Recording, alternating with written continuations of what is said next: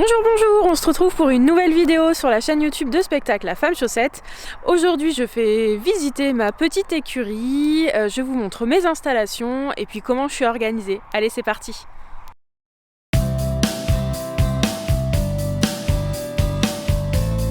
Donc là on va partir sur le début du circuit. Ce qu'il faut savoir avant toute chose, c'est qu'il a énormément plu ces derniers temps. D'ailleurs il a plu quasiment en 2 jours ce qui pleut normalement sur un mois de janvier, donc le terrain est quand même relativement mouillé, donc voilà. Allez, on va partir dans cette partie du circuit. Donc je parle de circuit parce que j'ai installé mes prés sous idée de Paddock Paradise ou piste active. Alors bien sûr ça fait seulement 2 ans qu'on est là, il y a encore énormément de choses à faire, notamment au niveau de la stabilisation, mais en tout cas vous voyez que le sol malgré tout reste assez sec parce que ce week-end, enfin le week-end dernier, avec mon père on a fait cette petite rigole.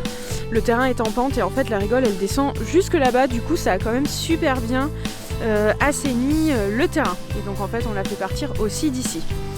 Alors là en fait on remonte sur le haut du terrain et sur la partie forêt que l'on voit juste là-bas. Donc ici il y a un premier bâtiment qui à terme sera une méga qui fera la même taille que ça, mais pour moi je trouve ça grand, donc voilà, ça sera une stabu qui sera modulable en box avec 2 box avec une petite cloison qui sera démontable de manière à ce que les chevaux se voient ou à faire un grand box. Et ce qui me permettra de rentrer à peu près tous mes chevaux, vu que ça fera 6 mètres de long, comme ce qu'il y a aujourd'hui, sur 4 de large. Donc voilà, ça c'est le...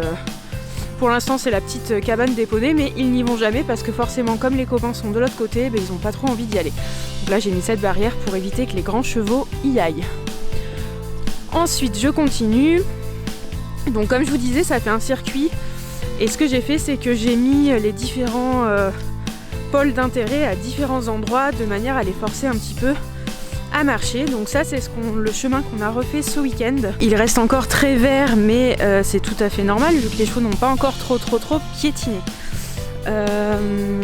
Et ensuite là du coup je vais vous montrer quelque chose qui pour moi c'est le must absolu de tout cavalier. Et je remercie mes parents, je sais pas s'ils regarderont cette vidéo, mais voilà, c'est le cadeau de mes 30 ans, c'est pas terminé. Mais ça le sera d'ici peu, voilà. Une carrière qui sera du coup à côté des futures box que l'on voit là-bas. Et donc là c'est le rêve. Et ce que j'aimerais faire à terme, vu qu'on est sur Bordeaux Nord, ça serait d'organiser des spectacles ici. Vu qu'avec le Covid c'est compliqué, ça permettrait peut-être d'avoir moins de gens. Voilà, d'être un petit peu plus modulable, etc. Et ensuite sur toute cette partie là qu'on voit qui est très verte, bon là forcément il y a encore les tas de sable, je vais refaire 2 paddocks, un ici et un là-bas, et du coup ce qui me permettra d'ouvrir en fonction pour les chevaux qui sont dans le circuit, qui sont du coup de l'autre côté de cette barrière. Je sais pas si c'est très clair, mais en fait ça me fera un paddock en plus. Et puis si j'ai des chevaux de passage, si j'ai des copines qui viennent, qu'elles ont besoin d'avoir un cheval au box la nuit et puis qui la journée soit au pré, je pense notamment par exemple à ma copine Aïda, dont son cheval a toujours été habitué à être en box la nuit, il ne dort pas s'il est dehors, et on a fait un test et c'était pas hyper concluant, donc pour ce genre de chevaux ça sera parfait. Donc là en fait on retourne sur le circuit, hop là, je repasse dessous, et donc voilà, un des 2 paddocks qui sera juste là. Et donc en fait cette partie ils vont la voir à l'année. Là ensuite on rentre dans la partie la moins cool du pré, enfin la moins cool. Voilà, c'est ultra humide, donc au beau jour normalement on va faire des drains de manière à stabiliser un peu et à assécher toute cette zone, parce que là c'est vraiment le point noir du terrain, c'est que ça reste humide et que du coup pour les chevaux c'est pas cool, surtout pour les poneys. Mais on arrive quand même à un endroit trop bien dont je suis très fière et très heureuse, c'est cet endroit qui est le foin. Donc je distribue le foin tous les 15 jours à peu près, ils l'ont à volonté, ils sont 2 chevaux, 2 poneys, et donc en fait il y a les dalles de stabilisation, donc là c'est quand même bien boueux, mais une fois arrivé sur la dalle, franchement c'est que du bonheur, ils ont les pieds au sec et franchement vraiment ça fait trop plaisir. Donc là vous voyez il y a quelques crottins, j'ai ramassé hier, mais du coup ce qui veut dire qu'ils viennent se reposer. Avant en fait, vu qu'il y avait énormément d'eau, quand il pleuvait ils n'avaient pas du tout le réflexe de venir s'abriter ici, et du coup ils restaient en plein milieu du pré. Depuis qu'il y a les dalles de stabilisation, je me rends compte qu'ils se protègent, qu'ils s'abritent, et ça fait vraiment plaisir. Ensuite une petite chose, moi le foin je le donne avec des filets à foin comme celui-ci. C'est du 3 mm de tête avec nœud comme on peut le voir.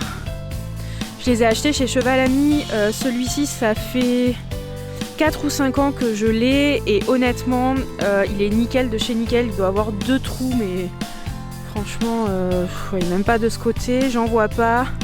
Mais voilà, c'est quand même du super produit de qualité, très résistant, et du coup ça permet aux chevaux d'avoir du foin à volonté mais de pas en manger des quantités astronomiques, et puis à côté de ça de faire du slow feeding, enfin le fait de manger en fait, d'avoir tout le temps l'estomac rempli mais en petite quantité. Et ensuite donc là j'ai une zone où je stocke du foin, ici une zone où du coup il me reste des palettes, des dalles de stabilisation.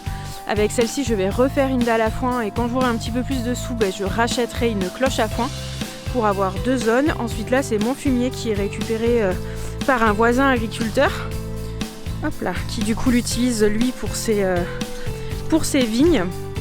Et donc là on voit que ça reste quand même très humide, et je pense que le fait de faire du drainage et des fossés, ça va être que du bonheur, et ça va vraiment assécher. J'ai aussi des tuiles à mettre, donc je pense que j'en mettrai sur tout ce qui est porte. En fait ici il y a un autre paddock, et ce qu'il faut comprendre c'est que tout le circuit fait le tour du terrain, et en fait les différents paddocks sont au milieu, et peut-être qu'un jour je pourrai récupérer un petit peu plus de terrain. Pour l'instant j'en ai déjà pas mal, donc là à la base on était sur 3 hectares, sauf que j'ai récupéré un peu de place pour la carrière.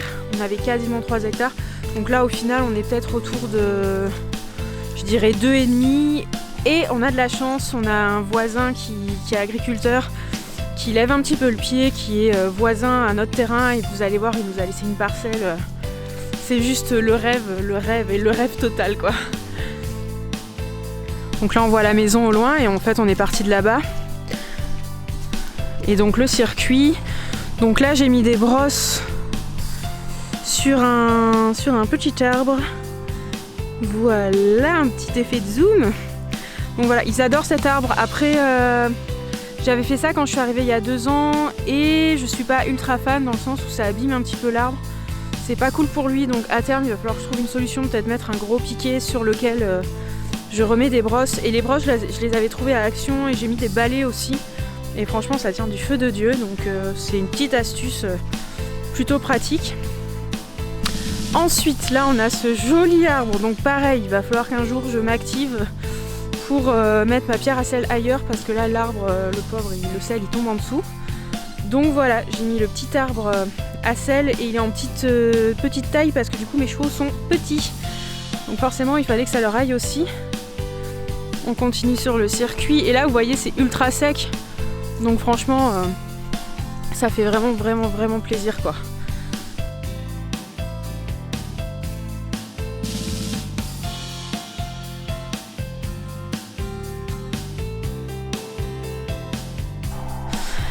Et là en fait on arrive sur cette zone qui est ultra humide, avec mon chéri et mes parents on dit que c'est le lac.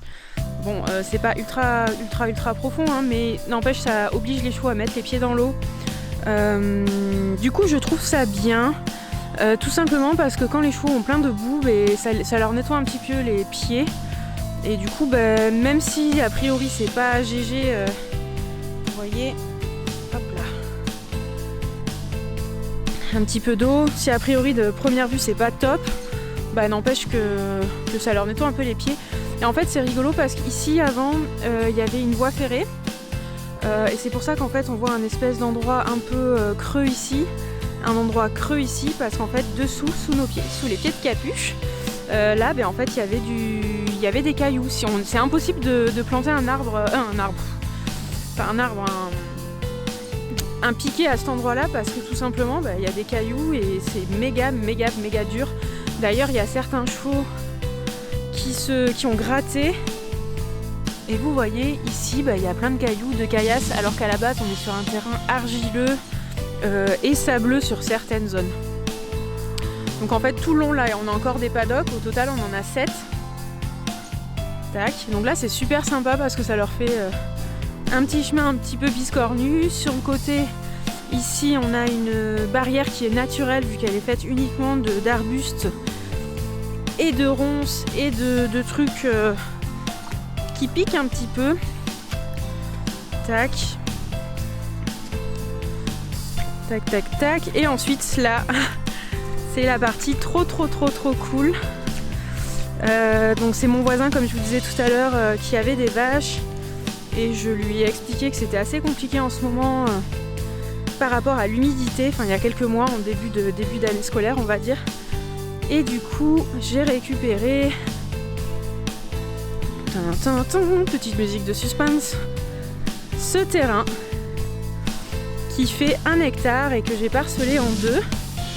Et du coup en fonction j'ouvre un côté ou l'autre pour permettre en fait aux chevaux d'avoir de l'herbe quasiment à l'année. Je ferme juste quand c'est gelé parce que sinon ils abîment un peu trop l'herbe, et en plus j'ai un de mes poneys qui part un petit peu en chiasse, celui-ci pour ne pas le citer.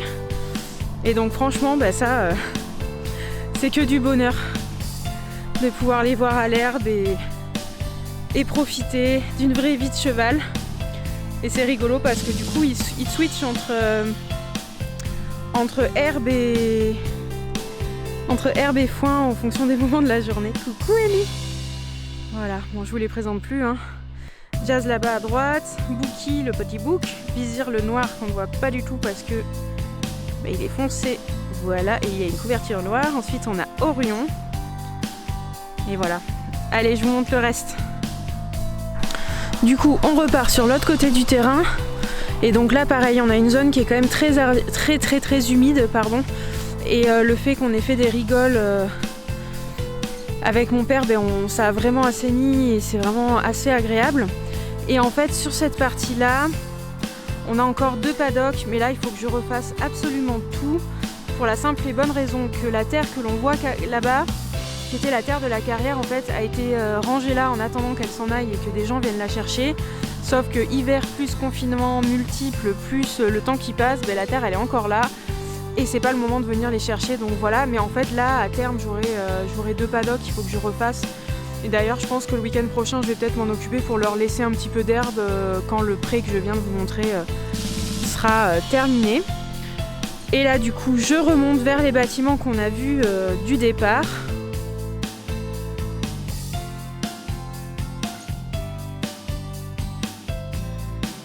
Là on arrive au point d'eau, donc avec l'abreuvoir. C'est un abreuvoir La Buvette. Normalement il peut avoir 2 boules dessus qui vont permettre en fait d'éviter que ça gèle. Je ne les ai jamais mises tout simplement parce que j'ai peur que les poneys aient du mal à boire dedans. Et au final on est quand même à Bordeaux, donc il n'y a pas forcément trop de gel. Et le Bon Coin je l'ai acheté dessus. Donc c'est un bon plan. Je vous invite, si vous avez des trucs à acheter, à vous mettre des petites alertes sur le Bon Coin. Franchement des fois on fait vraiment de super affaires. C'est un produit de qualité qui était quasiment neuf, qui avait assez peu servi. Et c'est quelque chose qui neuf se vend 600 € et je peux vous dire que je l'ai eu bien moins cher. Ensuite on arrive ici, donc là c'est ma petite grainetterie on va dire, là où on voit la lumière à l'intérieur. Et là j'ai fait un petit sas qui me permet en fait de nourrir les chevaux séparément. Orion est au niveau du seau qu'on voit là-bas, Jazz est ici, Elliot est par là-bas, le bouc est sur le seau bleu et Vizir est totalement de l'autre côté. Du coup ça me permet d'avoir un équilibre et puis des chevaux qui sont pas en train de se charger les uns les autres pour que le plus gros ait le plus à manger, parce que c'est un petit peu ce qui se passe. Voilà. Et ensuite du coup la dernière création de mon père qui m'aide énormément à la maison, c'est ça. Et vous voyez il commence à faire nuit et là je vais pouvoir travailler les poneys et Vizir avec le rond de longe. Du coup voilà, là il est encore en sable naturel, j'ai beaucoup de chance, il est assez peu humide, très praticable. Voilà, après il glisse un petit peu sur certaines zones, voilà, ça reste quand même m'intéresse quand même un petit peu de boue.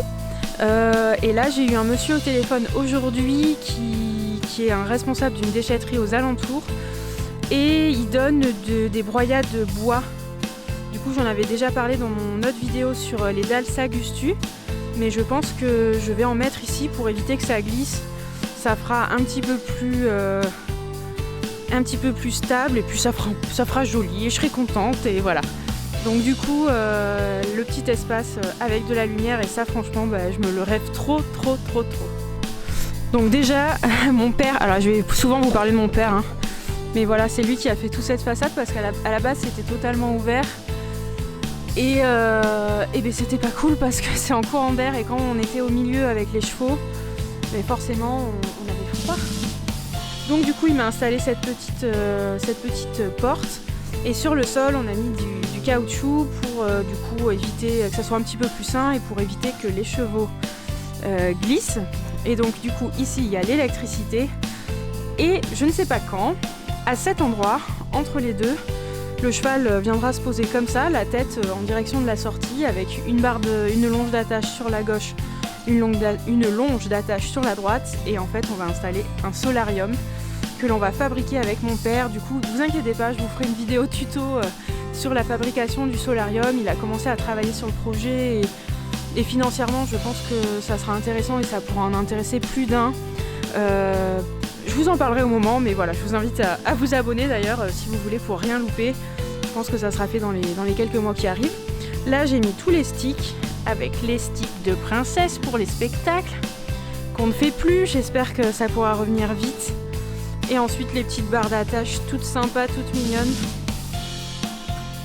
Chaque cheval a son licol. Ensuite on a fait une barre d'attache avec des longes qui restent là, hop là, à l'année pour attacher les chevaux. Et ça c'est bien pratique, du coup on peut en mettre un de ce côté là et un de celui-ci. Et ensuite ici j'ai la grainetterie, donc bon je vais pas vous montrer en détail. Mais voilà, les congélateurs pour la nourriture des chevaux, les médicaments sur le côté, etc. etc. Et ensuite, et ça c'est trop cool, une douche pour les chevaux et le seau pour nettoyer les bottes quand on sort de la boue. Et en fait ce qui est trop bien c'est que ici, normalement, je ne sais pas quand encore, c'est toujours pareil, hein, il faut... Entre rêve et porte-monnaie, il faut trouver un bon équilibre, mais j'aurai une douche d'eau chaude, donc douche d'eau chaude plus solarium. Et moi je trouve ça plutôt pas mal et de bon augure pour la suite et pour l'hiver prochain parce que je pense pas que je l'aurai pour cet hiver, mais voilà un petit peu pour vous montrer les installations. Et voilà, c'est terminé pour cette vidéo, j'espère vraiment que ça vous a plu de découvrir un petit peu mon petit chez moi. Alors bien sûr rien n'est terminé et je travaille dur pour y arriver, pour que ça soit au mieux, pour le mieux de mes chevaux. Mais voilà, n'hésitez pas à me dire en commentaire si vous avez d'autres idées d'installation pour moi, je serai toute oui. Des fois il y a des idées qui sont plutôt pas mal. Et puis si vous voulez nous partager aussi votre expérience par rapport à différents sujets qu'on a pu voir là, dalle de stabilisation, douche chaude, solarium, si vous avez fait un solarium maison, pourquoi pas le dire en commentaire en dessous. En tout cas, comme d'habitude, je vous invite à vous abonner si la chaîne vous plaît et que vous voulez retrouver différentes vidéos sur les tutos d'éducation, les vlogs ou des vidéos comme celle-ci pratiques sur les installations d'une écurie. Et puis n'hésitez pas à nous retrouver sur les réseaux sociaux, Facebook et Instagram. A très vite, au revoir. Pourquoi j'ai dit au revoir moi ?